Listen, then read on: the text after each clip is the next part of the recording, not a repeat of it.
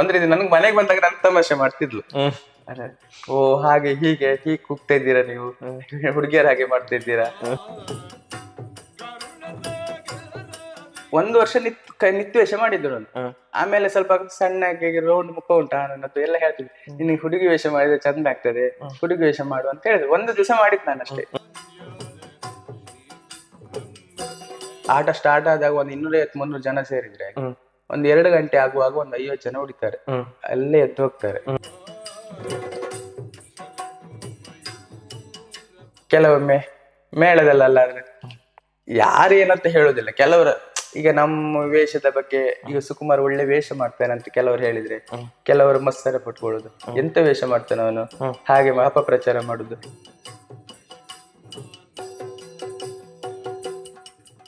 ನಮ್ಮ ಮೀಡಿಯಾದ ಎಲ್ಲಾ ವೀಕ್ಷಕರಿಗೆ ನಾನು ಸೋಮನಾಥ್ ಶೆಟ್ಟಿ ಮಂಗಲ್ಪಾಡಿ ಮಾಡುವ ವಂದನೆಗಳು. ಯಕ್ಷಗಾನ ಕಲಾವಿದರ ಬದುಕಿನ ಚಿತ್ರಣ ಸಾರುವಂತಹ ಕಾರ್ಯಕ್ರಮವೇ ಯಕ್ಷಾನುಭವ. ಇಂದಿನ ಯಕ್ಷಾನುಭವ ಕಾರ್ಯಕ್ರಮದಲ್ಲಿ ಅತಿಥಿಯಾಗಿ ನಮ್ಮೊಂದಿಗಿದ್ದಾರೆ ಬಡಗುತಿಟ್ಟಿನಲ್ಲಿ ಹಲವಾರು ಮೇಳಗಳಲ್ಲಿ ತನ್ನ ಕಲಾ ಸೇವೆಯನ್ನು ನೀಡಿದಂತಹ ಅನುಭವಿ ಸ್ತ್ರೀ ವೇಷಧಾರಿ ಅವರೇ ಸುಕುಮಾರ್ ನೀರ್ಜೆಟ್ಟು. ಪ್ರಸ್ತುತ ಹಾಲಾಡಿ ಮೇಳದ ಕಲಾವಿದರು. ಇದೀಗ ನಮ್ಮ ಯಕ್ಷಾನುಭವ ಕಾರ್ಯಕ್ರಮದಲ್ಲಿ ತನ್ನ ಅನುಭವವನ್ನು ಹಂಚಿಕೊಳ್ಳಲಿದ್ದಾರೆ. ಎಲ್ಲ ವೀಕ್ಷಕರಿಗೆ ಆತ್ಮೀಯವಾದಂತಹ ಸ್ವಾಗತ. ಪರಬ್ರಹ್ಮ ರೂಪ ವೇದಾಂತ ಸಾರ ಪ್ರಿಯ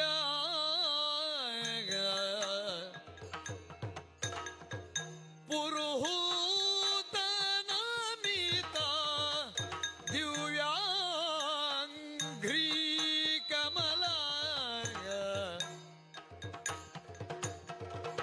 ಗಿರಿಜಾತೆ ಜಣುಗ ಆದಿತ್ಯ ಕೋಟಿ ಪ್ರಕಾಶ. ನಮಸ್ಕಾರ ಸುಕುಮಾರಣ್ಣ. ಯಕ್ಷಗಾನ ರಂಗದಲ್ಲಿ ಹಲವಾರು ವರ್ಷಗಳ ಕಾಲ ನಿರಂತರವಾದಂತಹ ಕಲಾ ಸೇವೆ ನಿಮ್ಮದ್ದು. ಬಡಗುತಿಟ್ಟಿನ ಹಲವಾರು ಮೇಳಗಳಲ್ಲಿ ನೀವು ಕಲಾ ಸೇವೆಯನ್ನು ನೀಡಿದವರು. ಹೇಗಿತ್ತು ನಿಮ್ಮ ಬಾಲ್ಯದ ಜೀವನ? ಮೊದಲು ನಾನು ಶಾಲೆಗೆ ಹೋಗುವಾಗ ನಮ್ಮ ಮನೆ ಹತ್ತಿರ ಮಂದರ್ತಿ ಮೇಳದಂತ ಯಕ್ಷಗಾನ ಆಗ್ತಿತ್ತು. ಅಲ್ಲಿಗೆ ಹೋಗುದು ನಾನು ಆಟ ನೋಡ್ಲಿಕ್ಕೆ. ಆಟ ನೋಡಿದಾಗ ಬೆಳಿಗ್ಗೆ ತನಕ ಆಟ ನೋಡುದು. ಆಮೇಲೆ ಯಕ್ಷಗಾನದ ಹುಚ್ಚು ಹೆಚ್ಚಾಯ್ತು. ಹೋಗ್ಬೇಕಂತ ಮನೇಲಿ ತುಂಬಾ ಸಾರಿ ಹೇಳಿದ್ದೆ, ಯಕ್ಷಗಾನಕ್ಕೆ ಹೋಗ್ಬೇಕು, ನಾನು ಯಕ್ಷಗಾನ ಕಲಿಬೇಕು ಅಂತ. ಮನೆಯವರ ಪ್ರೋತ್ಸಾಹ ಇತ್ತ ನಿಮ್ಮ? ಇಲ್ಲ, ಮನೆಯವ್ರು ಹೇಳ್ತಿದ್ರು ನೀನ್ ತುಂಬಾ ಓದ್ಬೇಕು, ಒಬ್ಬನೇ ಮಗ ಇರುದು, ಶಾಲೆಗೆ ಹೋಗು ಅಂತೆಲ್ಲ ಹೇಳ್ತಿದ್ರು. ಆದ್ರೆ ನನಗೆ ಅಷ್ಟು ಇಂಟ್ರೆಸ್ಟ್ ಬರ್ಲಿಲ್ಲ. ಯಕ್ಷಗಾನ ನೋಡಿದಾಗ ಯಕ್ಷಗಾನಕ್ಕೆ ಹೋಗ್ಬೇಕಂತ ಆಸೆ ಆಗ್ತಿತ್ತು. ಹಾಗೆ ಮಂದರ್ತಿ ಮೇಳದ ಯಕ್ಷಗಾನ ನೋಡುದು. ಮನೆ ಹತ್ತಿರ ಎಲ್ಲಿಯಾದ್ರೂ ಸ್ಕೂಲ್ ಇರುವಾಗ್ಲೂ ನಾಳೆ ಎಕ್ಸಾಮ್ ಅಂತ ಹೇಳಿದ್ರು ಅದ್ರ ಹಿಂದಿನ ದಿವಸ ಯಕ್ಷಗಾನ ನೋಡ್ಲಿಕ್ಕೆ ಹೋಗುದು.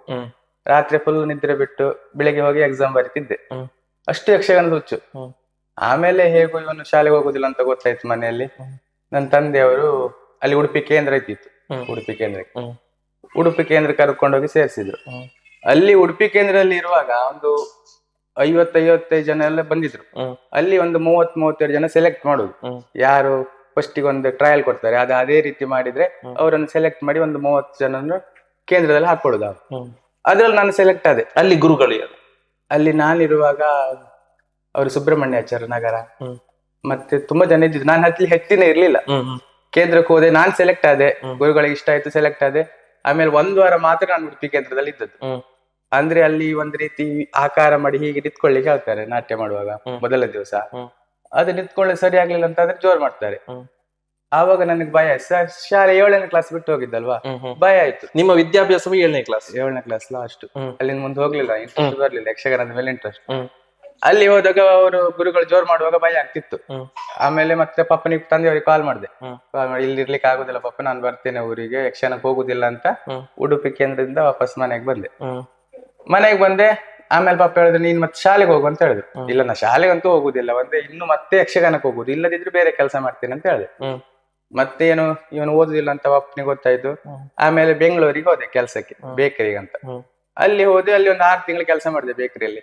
ಮತ್ತೆ ಊರಿಗೆ ಬಂದಾಗ ಊರಿಗೆ ಬಂದಾಗ ಮಂದರ್ತಿಯಲ್ಲಿ ಕೇಂದ್ರ ಓಪನ್ ಆಗಿತ್ತು, ಬಡಗುತಿಟ್ಟಿನ ಕೇಂದ್ರ.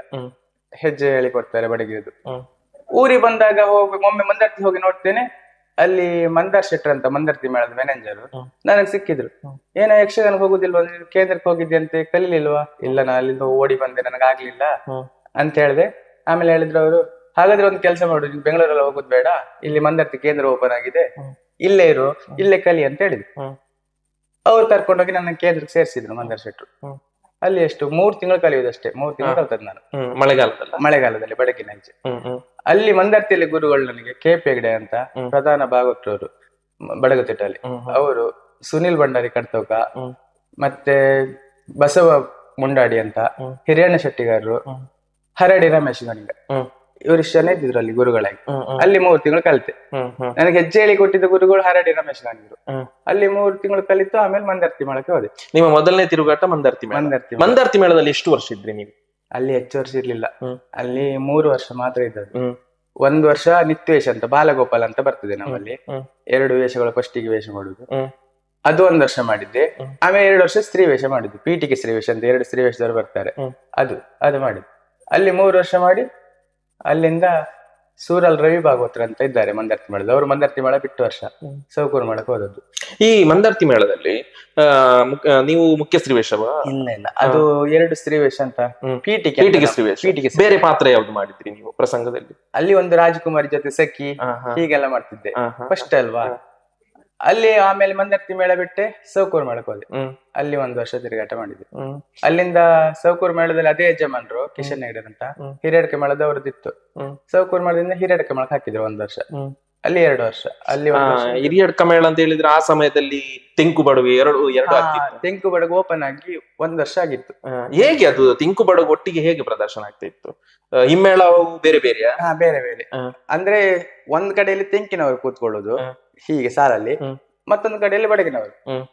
ಇವ್ರು ದೊಡ್ಡ ಕಲಾವಿದ್ರು, ಸಿದ್ದಕಟ್ಟೆ ವಿಶ್ವನಾಥ್ ಶೆಟ್ರು, ನಂಗೆ ಹೆಸರು ನೆನಪಾಗುದಿಲ್ಲ, ಮತ್ತೆ ನಾವು ತೀರಿ ಹೋಗಿದ್ರಲ್ಲ ವಾಮನ್ ಕುಮಾರ್, ಸದಾಶಿವಾಚಾರು, ಅಶೋಕ್ ಶೆಟ್ರು, ಶ್ರೀವೇಶದವರು, ತುಂಬಾ ಜನ ದೊಡ್ಡ ಕಲಾವಿದ್ರಲ್ಲ ಇದ್ದಿದ್ರು. ಅವ್ರದ್ದು ತೆಂಕು ನಮ್ಮದು ಬಡಗು, ಒಂದೇ ವೇದಿಕೆ ಒಂದೇ. ಅಲ್ಲಿ 1 ವರ್ಷ ತಿರುಗಾಟ ಮಾಡಿದ್ದೆ. ಅಲ್ಲಿಂದ ಮತ್ತೆ ಬೇರೆ ಮೇಳ ಚೇಂಜ್ ಮಾಡ್ಬೇಕನ್ಸ್ತು. ಅಲ್ಲಿಂದ ಕಮಲಶಿಲೆಗೆ ಹೋದೆ. ಕಮಲಶಿಲೆ ನಾರಾಯಣ್ ಶೆಟ್ರು ಮ್ಯಾನೇಜರು, ಸಚ್ಚಿದಾನಂದ ಜಾತ್ರೆ ಯಜಮಾನ್ರು, ಅವರ ಮೇಳಕ್ಕೆ ಹೋದೆ. ಅಲ್ಲಿ 10 ವರ್ಷ ತಿರುಗಾಟ ಮಾಡಿದೆ ಒಂದೇ ಮೇಳದಲ್ಲಿ. ಸೌಕೂರು ಕಮಲಶಿಲೆ 10 ವರ್ಷ ತಿರುಗಾಟ ಮಾಡಿದೆ. ಹೇಗಿತ್ತು ಬಾಕಿದ್ದ ಮೇಳ? ಈಗ ನೀವು ಮೊದಲು ಬಿಟ್ಟು ಬಂದ ಮೇಳ ಅಥವಾ ಆಮೇಲೆ 10 ವರ್ಷದ ನಿಮ್ಮ ಈ ಮೇಳ? ಅಂದ್ರೆ ನಾನು ಮಂದರ್ತಿ ಸೌಕೂರು ಹಿರಿಯಡ್ಕದಲ್ಲಿ ಇರುವಾಗ ನಾನು ತಿರುಗಾಟ ಹೆಚ್ಚಾಗ್ಲಿಲ್ಲ, 3-4 ವರ್ಷ ಆಗಿದ್ದಷ್ಟೇ. ಅಷ್ಟು ಯಕ್ಷಗಾನದ ಬಗ್ಗೆ ನನಗೆ ಗೊತ್ತಿರ್ಲಿಲ್ಲ. ಆಮೇಲೆ ಕಮಲಶಿಲೆ ಮೇಳಕ್ಕೆ ಹೋದೆ. ಅಲ್ಲಿ ನಾರಾಯಣ್ ಶೆಟ್ರ್ ಅಂತ ಮ್ಯಾನೇಜರ್, ಅವ್ರು ನನಗೆ ಒಳ್ಳೆ ಸಪೋರ್ಟ್ ಮಾಡ್ತಿದ್ರು, ಫುಲ್ ಪ್ರೋತ್ಸಾಹ ಕೊಡ್ತಿದ್ರು. ಈ ಒಳ್ಳೊಳ್ಳೆ ವೇಷ ಎಲ್ಲ ಹಾಕ್ತಿದ್ರು, ಯಾರ ರಜೆ ಆದ್ರೆ ಸುಕುಮಾರ ನೀನ್ ಮಾಡು, ನಿನ್ಗೇನ್ ಕಷ್ಟ ಆಗುದಿಲ್ಲ, ನೀನ್ ಮಾಡು ಅಂತ ಹೇಳ್ತಿದ್ರು ನಾರಾಯಣ್ ಶೆಟ್ರ್ ಅಂತ ಮ್ಯಾನೇಜರ್. ಅವ್ರು ಒಳ್ಳೆ ವೇಷ ಹಾಕ್ತಿದ್ರು. ಮತ್ತೆ ಕಮಲಶಿಲೆ ಮೇಳದಲ್ಲಿರುವಾಗ ನಂಗೆ ಹಳೆ ಪ್ರಸಂಗದ ಪೌರಾಣಿಕ ಪ್ರಸಂಗದ ಎಲ್ಲ ಅನುಭವ ಆಯ್ತು. ಅಲ್ಲಿ 10 ವರ್ಷ ತಿರುಗಾಟ ಮಾಡಿ. ಯಾವ್ದೆಲ್ಲ ಪಾತ್ರ ಮಾಡಿದ್ರಿ ಅದರಲ್ಲಿ? ನಾನು ಪೌರಾಣಿಕದಲ್ಲಿ ಮಂಡೋದರಿ ಮಾಡಿದ್ದೇನೆ, ಚಿತ್ರಾಂಗದೆ ಮಾಡಿದ್ದೇನೆ, ಅಭಿಮನ್ಯು ಕಳೆಗ ಸುಭದ್ರೆ, ಮೋಹಿನಿ, ಚಿತ್ರಾಕ್ಷಿ, ಮದನಾಕ್ಷಿ ತಾರಾವಳಿ, ಹೀಗಿದೆಲ್ಲ ಪೌರಾಣಿಕದ್ದು. ಅಂದ್ರೆ ಅತಿ ದೊಡ್ಡ ವೇಷ ಅಲ್ಲ, ಹೀಗಿದೆ ವೇಷ ಎಲ್ಲ ಮಾಡಿದ್ದೆ. ಅವಾಗ ಮೊದಲನೇ ಸ್ತ್ರೀ ವೇಷ ಯಾರಿದ್ರು? ನಾನಿರುವಾಗ ಹೆನ್ನೆಬೆಲ್ ಸಂಜೀವ್ ಶೆಟ್ರ್ ಅಂತ, ಈಗ ಮಾರಣಕಟ್ಟೆ ಮೇಳದಲ್ಲಿ ತಿರುಗಾಟ ಮಾಡ್ತಿದ್ರು. ಅವ್ರು ನನಗೆ ಒಳ್ಳೆ ಸಪೋರ್ಟ್ ಮಾಡ್ತಿದ್ರು. ಎಲ್ಲಾದ್ರೂ ನನಗೆ ವೇಷದ ಬಗ್ಗೆ ಗೊತ್ತಿಲ್ಲ ಅಂತ ಆದ್ರೆ ಅವರಲ್ಲಿ ಹೋಗಿ ಕೇಳಿದ್ರೆ, ಅವ್ರಿಗೆ ಗುರುಗಳು ಅಂತ ಹೇಳುದು ನಾನು. ಗುರುಗಳು ಎಂತ ಹೇಳುದು ಕೇಳಿದ್ರೆ, ಹೀಗೆ ಹೇಳು, ಏನ್ ತೊಂದರೆ ಆಗುದಿಲ್ಲ ಅಂತ ಹೇಳ್ತಿದ್ರು. ಮತ್ತೆ ಪುರುಷ ವೇಷದಲ್ಲಿ ತಾರಿಗೋಡ್ಲು ಉದಯಣ್ಣ ಅಂತ, ಅವರು ಒಳ್ಳೆ ಪೌರಾಣಿಕದೆಲ್ಲ ಅನುಭವ ಉಂಟು ಅವ್ರಿಗೆ. ಅವರಲ್ಲಿ ಕೇಳ್ತಿದ್ದೆ, ತಾರಿಗೋಡ್ಲು ಉದಯಣ್ಣ ಹೇಳ್ತಿದ್ರು. ಮತ್ತೆ ನಂಗೆ ತುಂಬಾ ಸಪೋರ್ಟ್ ಮಾಡಿದ್ರು ಕಮಲಶಿಲೆ ಮೇಳದಲ್ಲಿ. ಅಲ್ಲಿ 10 ವರ್ಷ ತಿರುಗಾಟ ಮಾಡಿದೆ. ಆಮೇಲೆ ಅಲ್ಲಿಂದ ಲಾಕ್ಡೌನ್ಗಿಂತ ಮುಂಚೆ ಇಲ್ಲಿ ಬರ್ಬೇಕನ್ಸ್ತು ಹಾಲಾಡಿ ಮೇಳಕ್ಕೆ. ಇದ್ದ ಮೇಳದಲ್ಲಿ ಇದ್ದೇನಲ್ಲ 10 ವರ್ಷ ಆಯ್ತಲ್ಲ, 1 ವರ್ಷ ಬೇರೆ ತಿರುಗಾಟ ಮಾಡುವ.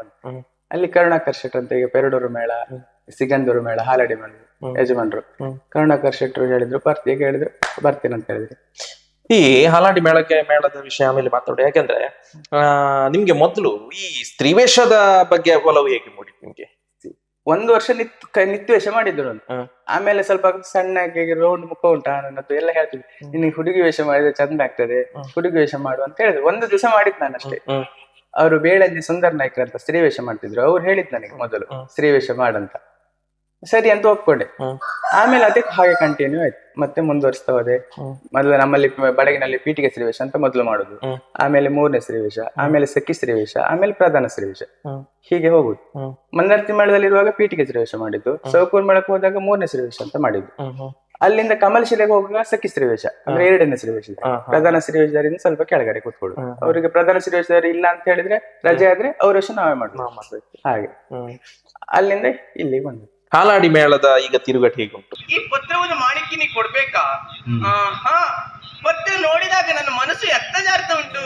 ಮನವು ಎಲ್ಲೆ ಮೀರಿತೋ, ಎಲ್ಲಿ ಜಾರಿತೋ, ಮನವು ಎಲ್ಲೆ ಮೀರಿತೋ,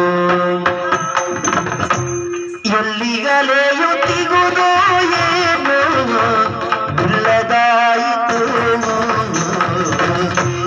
ಎಲ್ಲಿ ಜಾರಿತೋ, ಮನವು ಎಲ್ಲಿ ಮೀರಿತೋ, ಹೊರದೊಂದು ತೀರದಿಂದ ತೇಲಿ ಪಾರಿಜಾತದ ತುಂಬಾ ಖುಷಿ ಕೊಟ್ಟಿತ್ತು. 5 ವರ್ಷ ಆಯ್ತು ನನ್ನದೀಗ ತಿರುಗಾಟ. ಮುಂದಿನ ತಿರುಗಾಟ ಹಾಲಾಡಿಯಲ್ಲೇ 6ನೇ ವರ್ಷ ತಿರುಗಾಟ. ಹಾಲಾಡಿ ಮಾಡಿದ್ರೆ ತುಂಬಾ ಸಪೋರ್ಟ್ ಮಾಡಿದ್ರು ಯಜಮಾನ್ರು, ಕರುಣಾಕರ್ ಶೆಟ್ರು, ಮತ್ತೆ ಕಲಾವಿದ್ರು. ನನಗೆ ಒಳ್ಳೊಳ್ಳೆ ಕಲಾವಿದ್ರಲ್ಲಿ ಸಿಕ್ಕಿದ್ರು ಹಾಲಾಡಿ ಮೇಳಕ್ಕೆ ಬಂದಾಗ. ನಾವು ವಿಶ್ವನಾಥ್ ಆಚಾರ್ ತೊಂಬಟ್ ಅಂತ, ವಿಜಯ್ ಗಾಣಿಗ ಬೀಜ್ಮಕ್ಕಿ, ನಾನು ಎಲ್ಲ ಗಣೇಶ್ ಬಿಲ್ಲಾಡಿ, ನಾವೆಲ್ಲ ಒಟ್ಟಿಗೆ ಎಂಟ್ರಿ ಕೊಟ್ಟಿದ್ದು ಹಾಲಾಡಿ ಮೇಳಕ್ಕೆ. ಇದೀಗ 5 ವರ್ಷ ಆಯ್ತು ನನ್ನ ತಿರುಗಾಟ. ಅಲ್ಲಿ ಮತ್ತೆ ಪೌರಾಣಿಕ ಪ್ರಸಂಗ ಆಗ್ತದೆ, ಹೊಸ ಪ್ರಸಂಗ ಆಗ್ತದೆ. ಹೊಸ ಪ್ರಸಂಗದಲ್ಲಿ ಒಳ್ಳೆ ಅವಕಾಶ ಇದ್ದಿತ್ತು. ನಮ್ದು ಕಳೆದ ವರ್ಷ ಒಂದು ಪ್ರಸಂಗ ಆಗಿತ್ತು, ಹಂಸ ಪಲ್ಲಕ್ಕಿ ಅಂತ. ಅದೊಂದು 232 ಪ್ರಯೋಗ ಆಗಿದೆ 2 ವರ್ಷದಲ್ಲಿ. ಸಿಕ್ಕಾಪಟ್ಟಿ ಪ್ರಚಾರ ಆಗಿದೆ, ಎಲ್ಲ ಕಡೆ ಆಗಿದೆ. ಬೆಂಗಳೂರು, ಉತ್ತರ ಕನ್ನಡ, ನಮ್ಮ ಊರ್ ಕಡೆ ಎಲ್ಲ ಕಡೆ ಹಂಸ ಪಲ್ಲಕ್ಕಿ. ಅದ್ರಲ್ಲಿ ಒಳ್ಳೆ ವೇಷ ಸಿಕ್ಕಿತ್ತು ನನಗೆ, 2 ವೇಷ, ನಿವೇದಿತ ಮತ್ತೆ ಜಯಂತಿ ಅಂತ. ಒಳ್ಳೆ ವೇಷ, ಒಳ್ಳೆ ಪ್ರಚಾರ ಆಗಿತ್ತು. ಹೌದು, ಅದ್ರ ಬಗ್ಗೆ ನಾನು ಕೇಳಿದ್ದೀನಿ. ಹಂಸ ಪಲ್ಲಕ್ಕಿ ಅನ್ನುವಂತ ಪ್ರಸಂಗದ ಬಗ್ಗೆ ಉತ್ತಮ ರೀತಿಯಲ್ಲಿ ಪ್ರದರ್ಶನ ಆಗ್ತಾ ಇದೆ. ಈ ಪ್ರಸಂಗದ ಮೊದಲು ನೀವು ಹೇಗೆ ತಯಾರು ಮಾಡಿಕೊಂಡಿದ್ದೀರ ಅದ್ರ ಬಗ್ಗೆ? ಅಂದ್ರೆ ಆ ಹಂಸ ಪಲ್ಲಕ್ಕಿ ಪ್ರಸಂಗ ಮಾಡುವಾಗ ತುಂಬಾ ಟ್ರಯಲ್ ಮಾಡಿದ್ದೇವೆ ನಾವು. 1 ತಿಂಗಳು ತನಕ ಟ್ರಯಲ್ ಮಾಡಿದ್ದೇವೆ. ತಿರುಗಾಟಕ್ಕಿಂತ ಮೊದಲ? ತಿರುಗಾಟಕ್ಕಿಂತ 1 ವಾರದ ಮೊದಲು ಟ್ರಯಲ್ ಮಾಡಿದ್ದೇವೆ. ಮತ್ತೆ ತಿರುಗಾಟದಲ್ಲಿ 1 ಪ್ರಯೋಗ ಆದ್ಮೇಲೆ ನಾವೆಲ್ಲರೂ ಆಟ ಮುಗಿದ್ಮೇಲೆ ಕುಳಿತುಕೊಂಡು ಯೋಚನೆ ಮಾಡುದು, ಹೀಗೆ ಮಾಡಿದ್ರೆ ಹೇಗಾಗ್ತದೆ, ಹೀಗೆ ಮಾಡುವ, ಪದ್ಯ ಹೀಗೆ ಸೆಟ್ಟಿಂಗ್ ಮಾಡುವ, ಅರ್ಥ ಹೀಗೆ ಹೇಳುವ ಅಂತೆಲ್ಲ ತುಂಬಾ ಪ್ರಯತ್ನ ಪಟ್ಟಿದ್ದಾರೆ. ಇವರು ವಿಶ್ವನಾಥ್ ಆಚಾರ್ ತೊಂಬಟ್ಟು ಮತ್ತು ವಿಜಯ್ ಗಾಣಿಗ, ಇವರೆಲ್ಲ ಪೆರಡೂರ್ ಮೇಳದಲ್ಲಿ ಇದ್ದು ಬಂದವರು ಹಾಲಾಡಿ. ಅವ್ರು ನಾವೆಲ್ಲ ಒಟ್ಟು ಸೇರಿ ಚಂದ ಮಾಡಿ ಮಾತಾಡಿದ್ರು.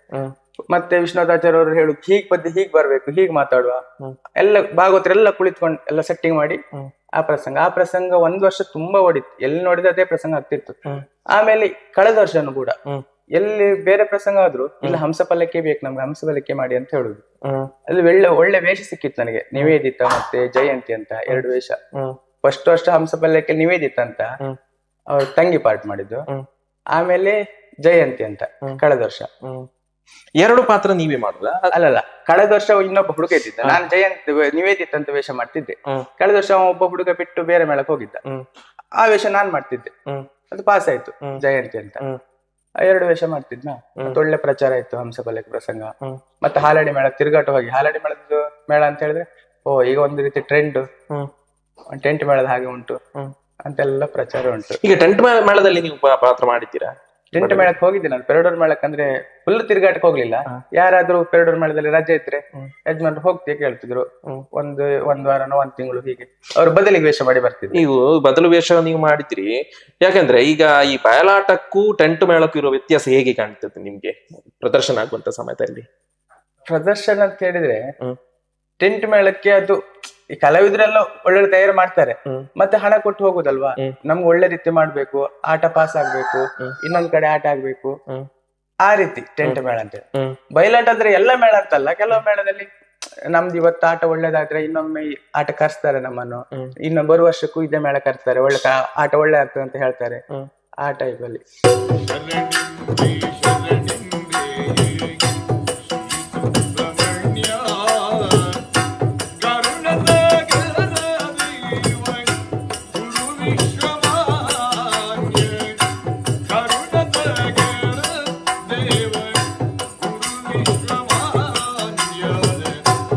ಸುಕುಮಾರಣ್ಣ, ನೀವು ಇಷ್ಟರವರೆಗೆ ಬಡಗುತಿಟ್ಟಿನಲ್ಲೇ ಪಾತ್ರ ಮಾಡ್ತಿದ್ರಿ.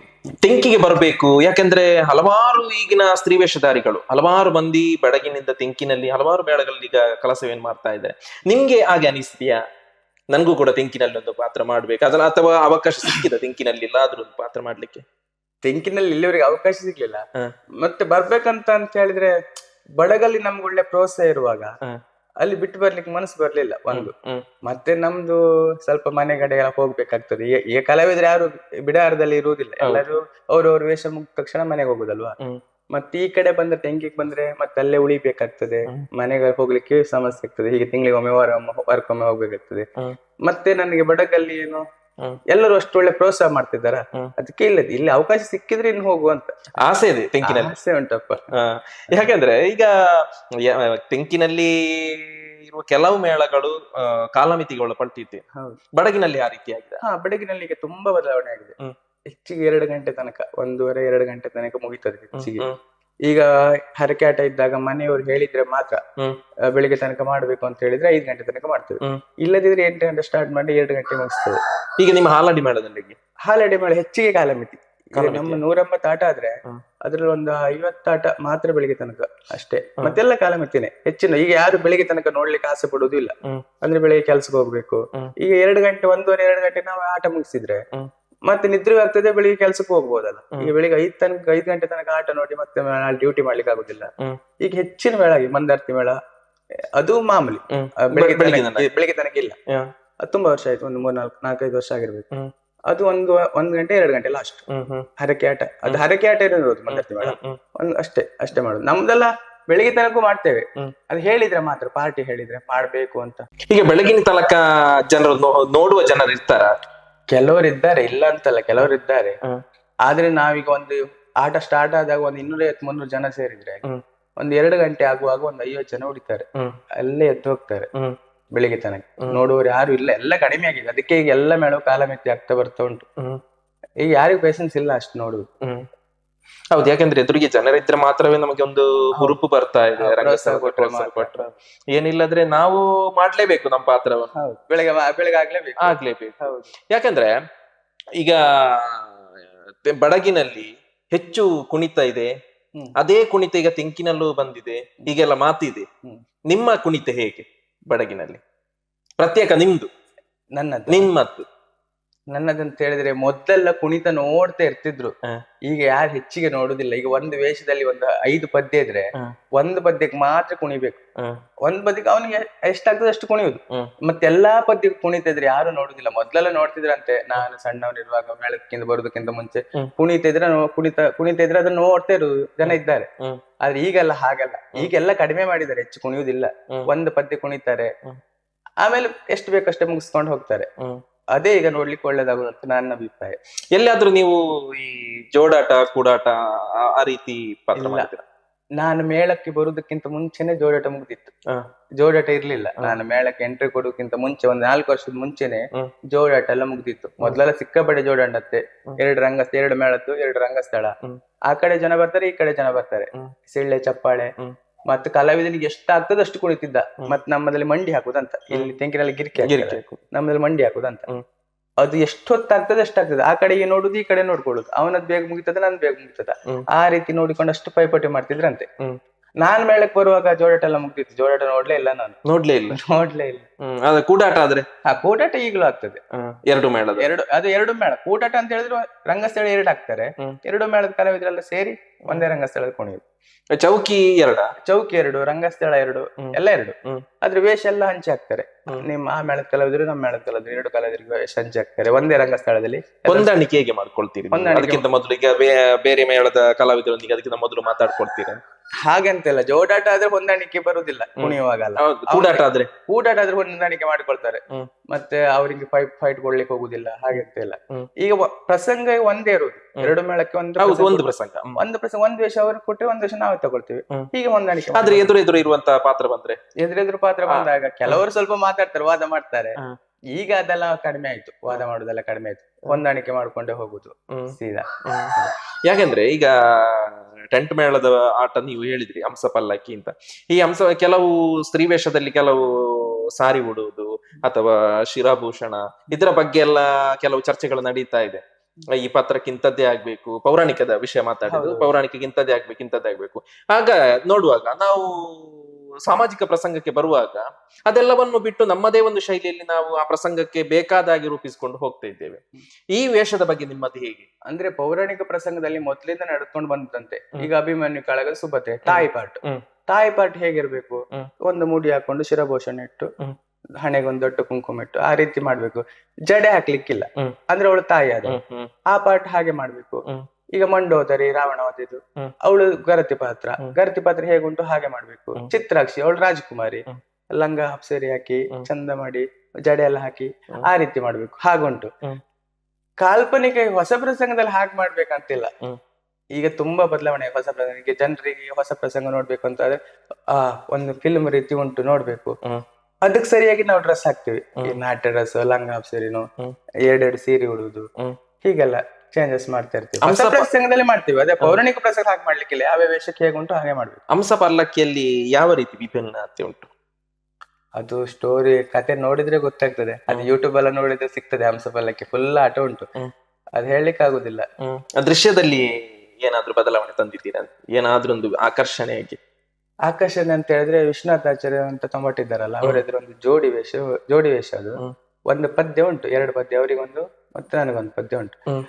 ಆ ಪದ್ಯ ಒಳ್ಳೆ ಕೆಲಸ ಮಾಡ್ತಿದ್ರು. ಅವ್ರು ಒಂದು ಅರ್ಧ ಗಂಟೆ ಕುಣಿತಿದ್ರು ಒಂದೇ ಪದ್ಯಕ್ಕೆ, ಮತ್ತೆ ಕುಣಿಯುವುದಿಲ್ಲ ಅವರು. ಹ್ಮ್. ಒಂದೇ ಪದ್ಯ ಕುಣಿತಿದ್ರು. ಹ್ಮ್. ಅದನ್ನ ಅವ್ರ ಎದುರುಗಡೆ ನನ್ನದೊಂದು ವೇಷ, ನಾನೊಂದು 1/4 ಗಂಟೆ ಕುಣಿತಿದ್ದೆ. ಹ್ಮ್. ಮತ್ತಿಬ್ರು ಜೋಡಿಯಾಗಿ ಕುಣಿಯುದು, ಹ್ಮ್. ನಾನು ಮತ್ತು ವಿಶ್ವನಾಥಾಚಾರ್ಯ ಹ್ಮ್. ಜೋಡಿಯಾಗಿ ಕುಣಿಯುದು. ಅದು ನೋಡ್ಲಿಕ್ಕೆ ಜನರಿಗೆ ತುಂಬಾ ಇಷ್ಟ ಆಗ್ತಿತ್ತು. ಆ ಪದ್ಯ ನೋಡ್ಲಿಕ್ಕೆ ಹ್ಮ್. ಹ್ಮ್. ಖುಷಿ ಪಡ್ತಿದ್ರು. ಹ್ಮ್. ಅಷ್ಟೇ ಅಂತ ಒಂದು ಬದಲಾವಣೆ. ಬದುಕಿನಲ್ಲಿ ಯಕ್ಷಗಾನದಲ್ಲಿ ನಾನು ಮುಂದುವರಿಯಬೇಕು ಎನ್ನುವಂತ ತುಡಿತದಿಂದ ಹಲವಾರು ಕಲಾವಿದರು ಮೇಳಕ್ಕೆ ಬರ್ತಾರೆ. ಮುಂದೆ ಅವರಿಗೆ ಬದುಕುವಂತಹ ದಾರಿ ಇದೆಯಾ ಯಕ್ಷಗಾನದಲ್ಲಿ ಮುಂದುವರಿಯುವಂತ ನಿಮ್ಮಟ್ಟಿಗೆ? ಈಗ ಯಕ್ಷಗಾನ ತುಂಬಾ ಇಂಪ್ರೂವ್ಮೆಂಟ್ ಆಗಿದೆ ಈಗ.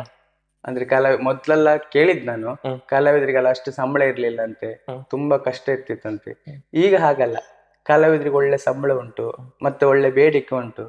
ಈಗ ಮೊದ್ಲೆಲ್ಲ ಕಲಾವಿದರು 6 ತಿಂಗಳು ಸೀಸನ್ ಆಟ ಮಾಡಿದ್ರೆ ಮತ್ತೆ 6 ತಿಂಗಳು ಅವ್ರಿಗೆ ಕೆಲಸ ಇರುದಿಲ್ಲ ಇತ್ತು. ಮನೆಯಲ್ಲಿ ಇರ್ತಿದ್ರು. ಬೇಸಾಯ ಇದ್ದವ್ರು ಬೇಸಾಯ ಮಾಡ್ಬೇಕಿತ್ತು, ಬೇಸಾಯ ಇಲ್ದಿದ್ರು ಮನೆಯಲ್ಲಿ ಸುಮ್ನೆ ಕೂತ್ಕೊಳ್ಬೇಕಿತ್ತು. 6 ತಿಂಗಳು ಮಳೆಗಾಲ ಕಳೆದು ಮತ್ತೆ ಆಟಕ್ಕೆ ಹೋಗ್ಬೇಕಿತ್ತು. ಈಗ ಹಾಗಲ್ಲ, ಬೆಂಗಳೂರು, ಬೊಂಬೈ, ಧಾರವಾಡ, ಉತ್ತರ ಕನ್ನಡ ಹಾಗೆ ಹೀಗೆ ಎಲ್ಲ ಕಡೆಯಲ್ಲೂ ಆಟ ಆಗ್ತಾ ಇರ್ತದೆ.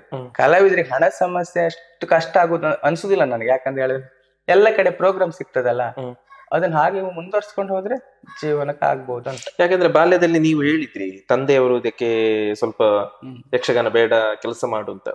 ಆದ್ರೆ ಈಗ ಹೇಗುಂಟು? ಈಗ ಅಡ್ಡಿಲ್ಲ ಅವರ ಮನಸ್ಥಿತಿ, ತಾಯಿಯವರ ಮನಸ್ಥಿತಿ. ಮಗ ಒಳ್ಳೆ ಅಡ್ಡಿಲ್ಲ, ಒಳ್ಳೆ ಕಲಾವಿದ ಆಗಿದ್ದ, ಒಳ್ಳೆ ರೀತಿಯಲ್ಲಿ ಇದ್ದಾನೆ ಅಂತ ಈಗ ಒಳ್ಳೆ ಆಸೆ ಮಾಡ್ಕೊಳ್ತಾರೆ. ನಿಮ್ಮ ಯಕ್ಷಗಾನ ನೋಡ್ಲಿಕ್ಕೆ ತಂದೆಯವರು ಬರ್ತಾರೆ ಈಗ? ಹಾ, ಅಪ್ಪ ಅಮ್ಮ ಎಲ್ಲ ಬರ್ತಾರೆ, ಹೆಂಡತಿ ಎಲ್ಲ ಬರ್ತಾರೆ. ನಿಮ್ಮ ಮನೆಯ ವಿಷಯ ಹೇಳಿ, ಯಾರೆಲ್ಲಿದ್ದೀರಿ ಮನೆಯಲ್ಲಿ? ನಮ್ಮ ಮನೇಲಿ ಈಗ ಇರುದು ಪಪ್ಪ, ಅಮ್ಮ, ಮತ್ತೆ ಹೆಂಡತಿ, ಒಬ್ಬಳು ಮಗಳಿದ್ದಾಳೆ ಸಾನಿ ಅಂತ, ನಾನು, ಇಷ್ಟೇ ಜನ.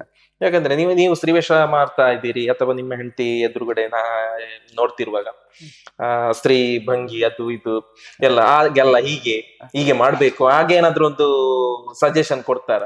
ಹಾಗೆಂತ ಇಲ್ಲ, ಅವಳಿಗೆ ಅಷ್ಟೇನು ಯಕ್ಷಗಾನದ ಇಂಟ್ರೆಸ್ಟ್ ಇರ್ಲಿಲ್ಲ ಮೊದ್ಲು. ಮದುವೆ ಆಗುವಾಗ, ಮದುವೆ ಆಗಿ ಬಂದ್ಮೇಲೆ 1-2 ವರ್ಷ ಆದ್ಮೇಲೆ ಹೀಗೆ ಅಪರೂಪಕ್ಕೆ ಅವಳು ಹೆಚ್ಚಿಗೆ ಆಟ ನೋಡ್ಲಿಕ್ಕೆ ಬರುದಿಲ್ಲ. ಅಪರೂಪಕ್ಕೆ ಬಂದಾಗ ಒಂದ್ ರೀತಿ ನನ್ಗೆ ಮನೆಗೆ ಬಂದಾಗ ನನ್ ತಮಾಷೆ ಮಾಡ್ತಿದ್ಲು. ಓ ಹಾಗೆ ಹೀಗೆ ಕೂಗ್ತಾ ಇದ್ದೀರಾ ನೀವು, ಹುಡುಗಿಯರ ಹಾಗೆ ಮಾಡ್ತಾ ಇದ್ದೀರಾ, ಹಾಗೆ ಹೀಗೆಲ್ಲ ತಮಾಷೆ ಮಾಡ್ತಿದ್ಲು. ಬಿಟ್ರೆ ಮತ್ತೆ ಹೆಚ್ಚಿಗೆ ಅವಳಿಗೆ ಆಟ ನೋಡ್ಲಿಕ್ಕೆಲ್ಲ ಬರುದಿಲ್ಲ. ಸ್ವಲ್ಪ ಮನೆ ಹತ್ತಿರ ಆಟ ಆಗುದು ಕಡಿಮೆ. ದೂರ ಆದ್ರೆ ನಮ್ದು ಮಗು ಉಂಟು, ಸಣ್ಣ ಮಗು ಉಂಟಲ್ಲ, ಅವ್ರದ್ದು ಬೇಗ ಮಲಗ್ತದಂತ ಅವಳು ಬರುದಿಲ್ಲ, ಮನೆಯಲ್ಲಿ ಇರ್ತಾಳೆ. ನಿಮ್ ಮನೆಯ ಪ್ಲೇಸ್ ಇತ್ತು ಈಗ? ನಮ್ದು ಮಂದಾರ್ತಿ ಅಂತ, ನೀರ್ಜಡ್ಡು ಅಂತ, ಮಂದಾರ್ತಿನ 3 ಕಿಲೋಮೀಟರ್ ಹಿಂದ್ಗಡೆ. ಯಾಕಂದ್ರೆ ಈ ಬಡಗುತಿಟ್ಟಿನ ಹೆಚ್ಚಿನ ಮೇಳದ ಅದೇ ಆವರಣದಲ್ಲಿ ಆಗುತ್ತಾ? ಮಂದಾರ್ತಿ ಮೇಳ ಹೆಚ್ಚಿಗೆ ನಮ್ ಕಡೆನೆ ಆಗುದು. ಮಂದಾರ್ತಿ ದೇವಸ್ಥಾನ ಉಂಟಲ್ಲ, ಮಂದಾರ್ತಿ ಮೇಳ ಉಂಟಲ್ಲ, ಅಲ್ಲಿಂದ ನಮ್ಮ ಮಂದಾರ್ತಿ ದೇವಸ್ಥಾನ 3 ಕಿಲೋಮೀಟರ್ ಹಿಂದೆ ಆಗ್ತದೆ. ಈ ಕಡೆಯಿಂದ ಹೋಗುವಾಗ ಮುಂದೆ, ಆ ಕಡೆ ಕುಂದಾಪುರ ಕಡೆಯಿಂದ ಬರುವಾಗ ಹಿಂದೆ ಆಗ್ತದೆ 3 ಕಿಲೋಮೀಟರ್. ಮಂದಾರ್ತಿ ಮೇಳದಲ್ಲ ಹೆಚ್ಚಿಗೆ ಆಟ ಆಗುದು ಅದೇ ಪರಿಸರದಲ್ಲಿ ಹೆಚ್ಚಿಗೆ. ನಮ್ದು ಸ್ವಲ್ಪ ಹಾಲಡಿ ಮೇಳ ಎಲ್ಲ ಸ್ವಲ್ಪ ಆ ಕಡೆ ಕುಂದಾಪುರ ಆ ಕಡೆ ಎಲ್ಲ ಆಗ್ತದೆ, ನಮ್ ಕಡೆ ಎಲ್ಲ ಸ್ವಲ್ಪ ಕಡಿಮೆ. ಯಕ್ಷಗಾನ ತಿರುಗಾಟ ಮುಗಿಸಿ ಆಮೇಲೆ ಎಲ್ಲಾ ಮೇಳಗಳು ದೇವಸ್ಥಾನದ ಒಳಗಡೆ, ಆಮೇಲೆ ಆ ಒಂದು ಯಾವುದು ಮಳೆಗಾಲದ ಸಮಯ ನಿಮ್ಮ ಜೀವನ ನಿರ್ವಹಣೆಗೆ? ಮಳೆಗಾಲದ ಜೀವನ ಅಂತ ಹೇಳಿದ್ರೆ ನಾವ್ ಹೀಗೆ ಬೆಂಗಳೂರು, ಬಾಂಬೆ ಆಟ ಎಲ್ಲ ಇದ್ರೆ ಹೋಗುದು. ಮತ್ತೀಗ ಈ ಕೆಲವು ಕಲಾವಿದ್ರೆ ಚಿಕ್ಕ ಮೇಳ ಅಂತ ಹೋಗ್ತಾರೆ. ಚಿಕ್ಕ ಮೇಳ ಕೆಲವರು ಜೀವನ ನಡೆಸ್ಬೇಕಲ್ಲ, ಚಿಕ್ಕ ಮೇಳಕ್ಕೆ ಹೋಗುದು. ಹಾಗೆ ನಾನು ಮೊದಲು ನಮ್ ಕಡೆ ಎಲ್ಲ ಆಟ ಇದ್ರೆ ಹೋಗ್ತಿದ್ದೆ ನಾನು, ಬೇರೆ ಕಡೆ ಎಲ್ಲ ಆಟ ಕರೆದ್ರೆ ಹೋಗ್ತಿದ್ದೆ. ಆಮೇಲೆ ಮತ್ತೆ ಒಂದ್ 4-5 ತಿಂಗಳು ಮನೇಲಿ ಕೂತ್ಕೊಳ್ಬೇಕಲ್ಲ. ಆಟಕ್ಕೆ ಹೋದ್ರೆ ಬೆಂಗಳೂರು ಮುಂಬೈ ಆಟಕ್ಕೆ ಹೋದ್ರೆ ಅಪರೂಪಕ್ಕೆ ಸಿಗುವುದು, ಎಲ್ಲ ಒಂದು ತಿಂಗಳು ಸಿಗ್ಬಹುದು ಯಾರ ಕರೆದ್ರೆ ಹೋದ್ರೆ. ಮತ್ತೆ ಈಗ ಚಿಕ್ಕಮೇಳಕ್ಕೆ ಹೋದ್ರೆ ಏನ್ ತೊಂದ್ರೆ ಇಲ್ಲ, ಜೀವನ ನಡೆಸ್ಬೇಕಂತಲ್ಲ. ಈಗ 3 ವರ್ಷ ಆಯ್ತು ಇವ್ರ ಜೊತೆ ಇದ್ದೇನೆ. ಪ್ರಸ್ತುತ ಈಗ ಯಾವ ಚಿಕ್ಕಮೇಳದಲ್ಲಿ ಇದ್ದೀರಿ? ಈಗ ನಾನು ಕೃಷ್ಣರಾಯ ನಿರ್ಚಲ್ ಅಂತ ಬೆಂಕಿನಾಥೇಶ್ವರ ಮೇಳದಲ್ಲಿದ್ದಾರಲ್ಲ. ಯಾಕೆಂದ್ರೆ ಕೃಷ್ಣರಾಯ ನಿರ್ಚಾಲ್ರವರ ತಂಡ ಅದು ತೆಂಕಿನದ್ದು, ನೀವು ಬಡಗಿನಲ್ಲಿದ್ದೀರಿ. ಹೇಗಾಯ್ತು ಅವರು ಕರೆಯುವಾಗ ನಂಗೆ ಬಡಗಿ ತೆಂಕಿನಲ್ಲಿ ಪಾತ್ರ ಮಾಡಬಹುದು? ಯಾಕೆಂದ್ರೆ ದೊಡ್ಡ ಮಟ್ಟದಲ್ಲ, ಯಾಕೆಂದ್ರೆ 1-2 ಪದ್ಯದ್ದು ಆ ರೀತಿ ಒಮ್ಮೊಮ್ಮೆ ಅರ್ಧ ಗಂಟೆಯದ್ದಿರ್ಬೋದು ಪ್ರದರ್ಶನ. ಇದಕ್ಕೆ ನೀವು ಹೇಗೆ ತಯಾರಾಗಿ ಬಂದ್ರಿ? ಅಂದ್ರೆ ನಾನು ಅವ್ರು ಮೊದಲು ನನ್ಗೆ ಫೋನ್ ಮಾಡಿದಾಗ ನಾನು ಹೇಳಿದ್ದೆ ಅವ್ರಿಗೆ, ನನಗ್ ತೆಂಕು ಗೊತ್ತಿಲ್ಲ ಕುಣಿಲಿಕ್ಕೆ, ಎಂತ ಮಾಡುದು, ಇಲ್ಲ ಏನ್ ಆಗುದಿಲ್ಲ, ನೀನ್ ಬಾ, ನಾನಿದ್ದೇನೆ, ನಾನು ಹೇಳಿಕೊಡ್ತೇನೆ ಅಂತ ಹೇಳಿದ್ರು. ಆಮೇಲೆ ಬಂದೆ ಫಸ್ಟ್ 1-2 ದಿವಸ ನನ್ಗೆ ಕಷ್ಟ ಆಯ್ತು. ಅವರೆಲ್ಲ ಎಲ್ಲಿ ಕುಣಿಯುವಾಗ ಕೇಳುದು, ನಾನು ಇದು ಯಾವ ತಾಳ, ಹೇಗ್ ಕುಣಿಬೇಕಂತ ಕೇಳುದು. ಆಮೇಲೆ ಅವರೆಲ್ಲ ಹೇಳ್ತಿದ್ರು, ಇದು ಏಕತಾಳ, ಆದಿತಾಳ, ಹೀಗೆ ತ್ರಿವಡ ತಾಳ ಅಂತೆಲ್ಲ ಹೇಳ್ತಿದ್ರು. ಅಲ್ಲೇ ಅಭ್ಯಾಸ ಆಯ್ತು, 2 ವರ್ಷ ಆಯ್ತು. ಆಮೇಲೆ ಈಗ ನನಗೆ ಆ ತೆಂಕು ಬಡಗು ಎಲ್ಲ ಸ್ತ್ರೀವೇಷ ಕುಣಿಯುವುದು ಚಾಲು ಹೇಗೆ, ದಸ್ತು ಹೇಗೆ, ಬಿಡ್ತಿಗೆ ಹೇಗೆ, ಈಗ ಎಲ್ಲ ಅರ್ಥ ಆಯ್ತು. ಇನ್ನು ನೀವು ತೆಂಕಿನ ಯಾವ್ದಾದ್ರು ನಾಟ್ಯವನ್ನು ನಿಮ್ಮಲ್ಲಿ ಬಡಗಿನಲ್ಲಿ ಪ್ರಯೋಗ ಮಾಡುವ ಏನಾದ್ರೂ ಇದೆಯಾ? ಪ್ರಯೋಗ ಮಾಡ್ಬೇಕು ಅಂತಂದ್ರೆ ಒಂದು ವೇಷ ಮಾತ್ರ ಆಗುದಿಲ್ವಲ್ಲ, ಮದ್ದಲೆ ಬೇಕು ತೆಂಕಿನದ್ದು. ಬಾರಿಸೋರು ಗೊತ್ತು, ಬಡಗಿನಲ್ಲೂ ಬಾರಿಸೋರು ಇದ್ದಾರೆ ತೆಂಕಿನ ಮದ್ದಲೆ, ಅವ್ರು ಬಾರಿಸಿದ್ರು ಕುಣಿತೀನಿ ಅಂತ ವಿಶ್ವಾಸ ಉಂಟು ಈಗ. ಮತ್ತೀಗ ತೆಂಕಿನ ಮೇಳದಲ್ಲೂ ಬೇಕಾದ್ರೆ ಸ್ತ್ರೀ ವೇಷ ಮಾಡಿ ಕುಣಿತೀನಿ ಅಂತ ಒಂದು ಧೈರ್ಯ ಬಂತು. ಕೃಷ್ಣರಾಯ್ ಅವರು ನಿರ್ಚಲ್ ಅವರು ಒಳ್ಳೆ ಸಪೋರ್ಟ್ ಮಾಡಿದ್ರು, ಕುಣಿತದ ಬಗ್ಗೆ ಎಲ್ಲ ಹೇಳಿದ್ರು. ಮತ್ ನಾನಂದ್ರು ತುಂಬಾ ಆಸೆ ಪಡ್ತಾರೆ ಅವ್ರು, ವೇಷ ನೀಟಾಗಿ ಮಾಡ್ತಾನೆ, ಒಳ್ಳೆ ಮಾಡ್ತಾನೆ, ಒಳ್ಳೆ ರೀತಿಯಲ್ಲಿ ಕುಣಿತಾನೆ, ಒಳ್ಳೆ ಸಪೋರ್ಟ್ ಕೊಟ್ಟಿದ್ರು. ಈಗ ನಮ್ಮ ಚಿಕ್ಕಮೇಳದ್ದು ಎಷ್ಟು ದಿನದಲ್ಲಿ ಎಷ್ಟು ಮನೆಗೆ ನೀವು ಪ್ರದರ್ಶನ ಕೊಡ್ತೀವಿ? ಇಲ್ಲ ಇವ್ರದ್ದು ಹೆಚ್ಚಿಲ್ಲ, ನಾವು ಬೇಗ ಬೇಗ ಮುಗಿಸಿ ಬರುವುದಿಲ್ಲ, ಒಂದು 15-20 ಮನೆ ಹೀಗೆ ಹೋದಲ್ಲೆಲ್ಲ ಚಂದ ಮಾಡಿ ಬರ್ತೇವೆ. ಎಲ್ಲ ಕಡೆ ಸಪೋರ್ಟ್ ಉಂಟು, ಒಳ್ಳೆ ಸಪೋರ್ಟ್ ಉಂಟು. ಅವರು ಒಂದ್ 2-3 ಚಿಕ್ಕಮೇಳ ಎಲ್ಲ ನೋಡಿದ್ದೆ, ಅದಷ್ಟು ಸಪೋರ್ಟ್ ಇರ್ಲಿಲ್ಲ. ಇವ್ರ ಚಿಕ್ಕಮೇಳ ಒಳ್ಳೆ ಸಪೋರ್ಟ್ ಉಂಟು. ಮನೆಗೆ ಹೋದಾಗ ಒಳ್ಳೆ ರೀತಿ ಆತಿಥ್ಯ ಮಾಡುದು, ಅವ್ರ ಒಳಗ್ ಕರ್ಸ್ಕೊಳ್ಳುದು, ಮತ್ತೆ ಕುಡಿಯುವುದಕ್ಕೆ ಏನ್ ಬೇಕಾ, ತಿನ್ನೋದಕ್ಕೆ ಏನ್ ಬೇಕು ಕೇಳುವುದು. ಒಳ್ಳೆ, ನಾನೀಗ ಬಂದ್ 3 ವರ್ಷ ಆಯ್ತು, ಒಳ್ಳೆ ಪ್ರೋತ್ಸಾಹ ಕೊಡ್ತಾರೆ ಎಲ್ಲ ಕಡೆಯಲ್ಲಿ. ಈಗ ತೆಂಕಿನಲ್ಲಿ ನಾನು ಅದೇ ಕೇಳೋದು, ಯಾಕಂದ್ರೆ ನೀವು ತೆಂಕಿನಲ್ಲಿ ಹೇಳಿದ್ರಿ ಏಕತಾಳ, ತ್ರಿವುಡ ತಾಳದೆಲ್ಲ. ಬಡಗಿನಲ್ಲಿ ತಾಳದ ಹೇಗೆ? ಅದೇ ತುಂಬಾ ಇದು ದಸ್ತು ಮತ್ತೊಂದು ತಾಳಗಳು ತುಂಬಾ ಬದಲಾವಣೆ ಉಂಟು ಬಡಗು ಮತ್ತು ತೆಂಕು. ತೆಂಕದಲ್ಲಿ ಬಿಡ್ತಿಗೆ, ಈಗ ನಾವು ಒಂದು ಪದ್ಯ ಸ್ಟಾರ್ಟ್ ಮಾಡುವಾಗ ತೆಂಕಿನಲ್ಲಿ ಬಿಡ್ತಿಗೆ ಅಂತ ಕೊಡ್ತಾರೆ. ನಮ್ದು ಹಾಗಲ್ಲ, ನಮ್ದು ನೇರ ಹೋಗುದು ಏಕತಾಳಕ್ಕೆ ಮತ್ತೆ ಕೋರತಾಳಕ್ಕೆ.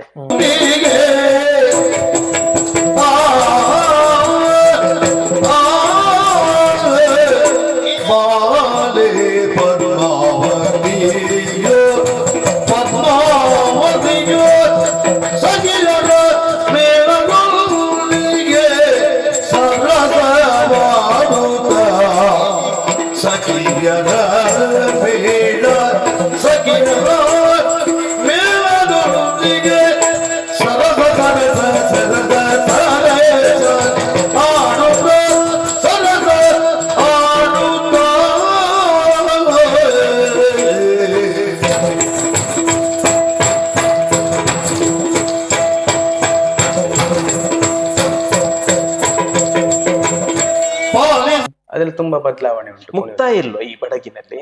ಬಡಗಿನಲ್ಲೇ ಮುಕ್ತಾಯ ಉಂಟು, ತೆಂಕಿನಲ್ಲೂ ಮುಕ್ತಾಯ ಉಂಟು. ತೆಂಕಿನಲ್ಲಿ ಸ್ವಲ್ಪ ಶಾರ್ಟ್ ಆಗಿ ಮುಕ್ತಾಯ, ನಮ್ಗೆ ಸ್ವಲ್ಪ ಉದ್ದ ಇರ್ತದೆ ಹಾಗೆ. ಈಗ ಚಾಲ್ ಅಂತ ಬರ್ತದೆ, ಮಧ್ವದ ಚಾಲ್ ಕುಣಿಯೋದುಂಟಲ್ಲ, ಅದು ತೆಂಕು ಬಡಗು. ತೆಂಕಿನಲ್ಲಿ ಮೊದಲು ಚಾಲ್ ಇಲ್ಲ ಅಂತ ಹೇಳ್ತಾರೆ, ಕೇಳಿದ್ ನಾನು. ಅದು ಬಡಗಿಂದ ಬಂದದ್ದು ಅಂತ ಹೇಳ್ತಾರೆ. ತೆಂಕಿನಲ್ಲಿ ಮೊದಲು ಚಾಲ್ ಇರ್ಲಿಲ್ಲ ಅಂತೆ, ಯಾರುದು ಅಷ್ಟೇ ಇದ್ದಿತ್ತಂತೆ. ನಾನ್ ಕೇಳಿದ್, ನಾನ್ ನೋಡ್ಲಿಲ್ಲ, ಮತ್ತೆ ಹಾಗೆಲ್ಲ ಹೇಳ್ಬಾರ್ದು. ಆದ್ರೆ ಈಗ ನಾನ್ ನೋಡಿದಾಗ, ನಾವು ಬಡಗಿನಲ್ಲಿ ತುಂಬಾ ವರ್ಷದ ನೋಡ್ತಿದ್ದೇವಲ್ಲ, ಬಡಗಿನಲ್ಲಿ ನಾವು ಹೇಗ್ ಕುಣಿತೇವೆ ಚಾಲು, ಅದನ್ನು ತೆಂಕಿನಲ್ಲಿ ಕುಣಿತಾ ಇದ್ದಾರೆ ಈಗ. ಈಗ ತೆಂಕು ಬಡಗು ಚಾಲೆಲ್ಲ ಒಂದೇ ಆಗಿದೆ.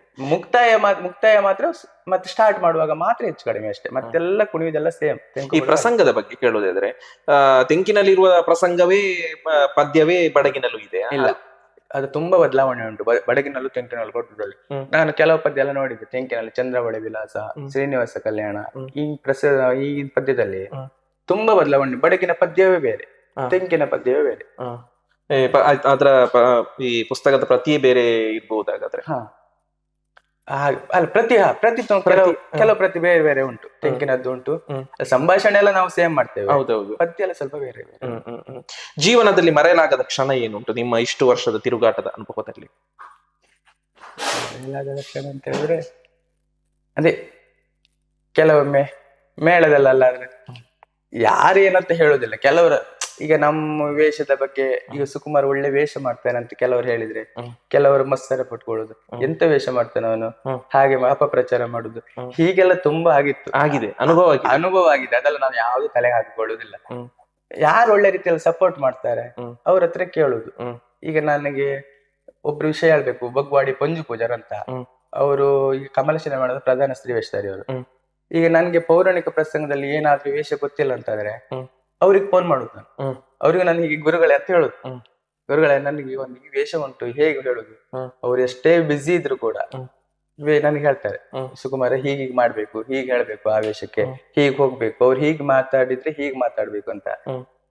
ಪಂಜುಣ್ಣ ಅಂತ ಒಳ್ಳೆ ರೀತಿ ಹೇಳಿ ಕೊಡ್ತಿದ್ರು. ಈಗ್ಲೂ ಮೊನ್ನೆ ಆಗಿ ಒಂದ್ ವೇಷ ಬೇಕಿತ್ತು ನನಗೆ, ಮೊನ್ನೆ ಫೋನ್ ಮಾಡಿದ್ದೆ, ಸ್ವಲ್ಪ ಬಿಸಿ ಇದ್ದೆ ಮಗ, ಒಂದ್ ಅರ್ಧ ಗಂಟೆ ಬಿಟ್ಟು ಮಾಡು ಅಂತ ಹೇಳಿದ್ರು. ಆಮೇಲೆ ನನ್ ನೆನಪಾಗ್ಲಿಲ್ಲ, ಅವರೇ ಫೋನ್ ಮಾಡಿ ಬಿಟ್ಟು ಅವತ್ತೊಂದು ವೇಷ ಕೇಳಿದ್ಯಲ್ಲ ಆ ವೇಷ ಹೀಗ್ ಮಾಡು ಅಂದ್ರೆ ಪಾಂಡು ದಿಗ್ವಿಜಯ ಅಂತ ಕುಂತಿ ವೇಷ. ಪಾಂಡು ದಿಗ್ವಿಜಯ ಅಂತ ಪ್ರಸಂಗ ತುಂಬಾ ವರ್ಷಗಳ ಹಿಂದೆ ಆಗ್ತಿತ್ತು ನಮ್ಮ ಬಡಗಲ್ಲಿ. ನಾನು ಕಮಲಶಿಲ ಮೇಳ ಬಿಟ್ಟ ಮೇಲೆ ಆ ವೇಷ ನೋಡಿಲ್ಲ. ಅದ್ರ ಒಂದು ಕುಂತಿ ವೇಷ ಮಾಡ್ಲಿಕ್ಕೆ ಬಂದಿತ್ತು ನನಗೆ. ಅದ್ರ ಬಗ್ಗೆ ಅದು ನಾನು ಯೂಟ್ಯೂಬ್ ಎಲ್ಲ ನೋಡಿದೆ, ಕೆಲವ್ರ ಹತ್ರ ಕೇಳಿದೆ, ಹೆಚ್ಚಿನವ್ರಿಗೆ ಗೊತ್ತಿರ್ಲಿಲ್ಲ. ಆಮೇಲೆ ಅವ್ರಿಗೆ ಕಾಲ್ ಮಾಡಿದೆ ಪಂಜು ಪೂಜಾರಿಗೆ, ಅವ್ರು ಹೇಳಿಕೊಟ್ರು ಚಂದ ಮಾಡಿ. ಹೀಗೆ ಅವ್ರನ್ನೆಲ್ಲ ಯಾವತ್ತು ನೆನ್ಪಿಟ್ಕೊಳ್ಬೇಕು. ಇನ್ನು ಯಾವ ವೇಷ ಮಾಡ್ಬೇಕು ಅಂತ ಒಂದು ಆಸೆ ಉಂಟು ನಿಮ್ಗೆ ಪೌರಾಣಿಕದಲ್ಲಿ? ನಂಗೆ ಆ ಪಾತ್ರ ನಂಗೆ ಸಿಗ್ಲಿಲ್ಲ, ಸಿಗ್ಬೇಕಿತ್ತು, ಸಿಕ್ಕಿದ್ರೆ ಇನ್ನಷ್ಟು ಆ ಕಲಾವಿದನಿಂದ ಇನ್ನಷ್ಟು ನಾನು ಉತ್ತಮ ರೀತಿಯಲ್ಲಿ ಪ್ರದರ್ಶನ ಕೊಡ್ತಿದ್ದೆ. ಯಾವ ಪಾತ್ರ ನಿಮ್ಮ ಮನಸ್ಸಿನಲ್ಲಿದೆ? ಇಲ್ಲ, ನಾನು ಕೆಲವು ವೇಷ ಎಲ್ಲ ಮಾಡ್ಲಿಲ್ಲ, ಸತ್ಯ ಹೇಳ್ಬೇಕು, ಯಾವ್ದು ಸುಳ್ಳು ಹೇಳ್ಬಾರ್ದು. ಚಂದ್ರಮತಿ ಮತ್ತೆ ತುಂಬಾ ವೇಷ, ಕೆಲವು ವೇಷ ಎಲ್ಲ ಮಾಡ್ಲಿಲ್ಲ ನಾನಿನ್ನು. ಕೆಲವು ವೇಷ ಎಲ್ಲ ಮಾಡಿದ್ದೆ, ಕಮಲಶಿಲೆ ಇರುವಾಗ ಮಾಡಿದ್ದೆ ತುಂಬಾ ವೇಷ. ಮತ್ತೆ ಅದು ಬಿಟ್ಟು ಬಂದ್ಮೇಲೆ ಹೆಚ್ಚಿಗೆಲ್ಲ ವೇಷ ನಂಗೆ ಅವಕಾಶ ಸಿಗ್ಲಿಲ್ಲ, ದೊಡ್ಡ ದೊಡ್ಡ ವೇಷ ಮಾಡ್ಲಿಕ್ಕೆ. ಚಂದ್ರಮತಿ ಸಿಕ್ಕಿದ್ರೆ ಅದೆಲ್ಲ ಮಾಡ್ಬೇಕು. ಅದೆಲ್ಲ ಮಾಡ್ಲಿಕ್ಕೆ ನಮ್ಗೆಲ್ಲ ಅಷ್ಟೆಲ್ಲ ಆಗುದಿಲ್ಲ ಇವಾಗ, ಯಾಕಂದ್ರೆ ಅದು ತುಂಬಾ ಭಾವನೆ ವೇಷಗಳು, ಮತ್ತೆ ಸ್ವಲ್ಪ ಸ್ವಸ್ವರೂಪ ಜ್ಞಾನ ಇದ್ದವ್ರು ಒಪ್ಕೊಳ್ಳೋದಿಲ್ಲ ಯಾರು. ಅಂದ್ರೆ ಅಷ್ಟು ಸ್ವಲ್ಪ ಭಾವನೆ ಬರ್ಬೇಕು ಅದಕ್ಕೆ ವೇಷಕ್ಕೆ.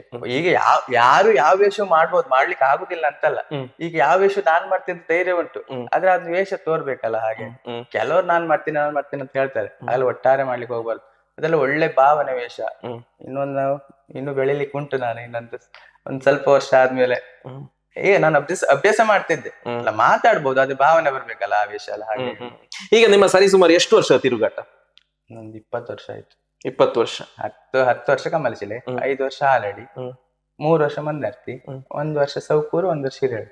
ಮುಂದಿನ ತಿರುಗಾಟ ನಿಮ್ದು ಹಾಲಾಡಿ ಮೇಳದಲ್ಲಿ. ಹಾಲಾಡಿ ಮೇಳದಲ್ಲಿ ಉತ್ತಮ ರೀತಿಯ ತಿರುಗಾಟ ಆಗ್ಲಿ. ಸುಕುಮಾರಣ್ಣ, ನಿಮ್ಮ ಬಡಗುತಿಟ್ಟಿನ ಆ ಒಂದು ಮಾಹಿತಿ ಹೇಗೆ, ಯಾವ ರೀತಿ, ಏನು, ಹೇಗೆ ಎಂಬುದನ್ನು ನಮ್ಮ ಈ ಯಕ್ಷಾನುಭವ ಕಾರ್ಯಕ್ರಮ, ನಿಮ್ಮ ಅನುಭವವನ್ನು ನಮ್ಮೊಂದಿಗೆ ಹಂಚಿಕೊಂಡಿದ್ದೀರಿ. ನಿಮ್ಮ ಮುಂದಿನ ತಿರುಗಾಟ ಹಾಲಾಡಿ ಮೇಳದ್ದು, ಆ ಮೇಳದ ತಿರುಗಾಟ ಸುಖಪ್ರದವಾಗಿ ನಡೆಯಲಿ, ಯಕ್ಷ ಜೀವನ ಮುಂದೆಯೂ ಕೂಡ ನಿರಂತರವಾಗಿ ನಡೆಯಲಿ ಎಂಬುದಾಗಿ ನಮ್ಮೆಲ್ಲರ ಹಾರೈಕೆ. ಸಂತೋಷ, ಅವಕಾಶ ಕೊಟ್ಟಿದ್ದಕ್ಕೆ ಧನ್ಯವಾದ. ನಿಮ್ಗೂ ಕೂಡ. ಸಾಧಿಸಬೇಕೆನ್ನುವಂತಹ ಛಲವನ್ನು ತೊಟ್ಟಂತಹ ಕಲಾವಿದ ಹಲವಾರು ಶ್ರಮವನ್ನು ವಹಿಸಿ ರಂಗಸ್ಥಳದಲ್ಲಿ ಪಾತ್ರವನ್ನು ನಿರ್ವಹಣೆ ಮಾಡ್ತಾನೆ. ಆ ನಿರ್ವಹಣೆಯ ನಡುವೆ ಹಲವಾರು ಕಷ್ಟ ಕಾರ್ಪಣ್ಯಗಳನ್ನೆಲ್ಲ ಬದಿಗಿಟ್ಟು ತನಗೆ ನೀಡಿದಂತಹ ಪಾತ್ರಕ್ಕೆ ನ್ಯಾಯವನ್ನು ಕೊಡ್ತಾನೆ. ಆತನೇ ನಿಜವಾದ ಕಲಾವಿದ. ಕಲಾವಿದರ ಬದುಕಿನ ಚಿತ್ರಣ, ಅದುವೇ ಯಕ್ಷಾನುಭವ. ಇಂದು ಸುಕುಮಾರ್ ನೀರ್ಜೆಟ್ಟೂರವರ ಯಕ್ಷ ಅನುಭವವನ್ನು ನಾವು ತಿಳ್ಕೊಂಡೆವು. ಮುಂದಿನ ವಾರ ಮತ್ತೊಬ್ಬರು ಕಲಾವಿದರೊಂದಿಗೆ ಭೇಟಿಯಾಗೋಣ. ವಂದನೆಗಳು.